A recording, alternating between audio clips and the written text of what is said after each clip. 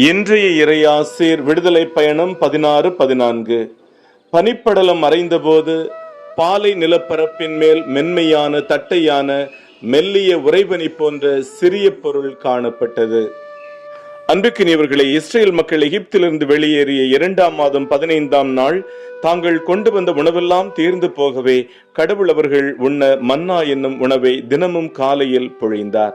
மன்னா என்றால் இது என்ன என்று பொருள். காரணம், காலையில் வீட்டிற்கு வெளியே தட்டையான மெல்லிய உறைபனி போன்ற பொருளை கண்டனர். இது என்ன என்று ஒருவரை நோக்கி ஒருவர் கேட்டதே அதன் பெயர் ஆயிற்று. ஒரு நாளைக்கு தேவையானது மட்டுமே அவர்கள் சேகரிக்க வேண்டும். இது இறை பராமரிப்பை உணர்த்துவதற்காக. 6ஆம் நாள் மட்டும் 2 நாட்களுக்கு தேவையானதை சேகரிக்க வேண்டும். காரணம், 7ஆம் நாள் ஓய்வு நாள். இந்த மன்னாவை பொற்சாடியில் நிரப்பி அதை உடன்படிக்கை பேழையினுள் வைத்தனர். வாக்களிக்கப்பட்ட நாட்டின் விளைச்சலை உண்ணத் தொடங்கியதும் வானிலிருந்து மன்னா நின்று போனது. ஜெபிப்போமா. அன்பிறைவா, மன்னா வழங்கி இஸ்ரேல் மக்களை காத்தது போல எம் இவ்வுலக வாழ்விற்கும் மேலுலக வாழ்விற்கும் தேவையானதை அன்றாடம் தாரும். ஆமேன்.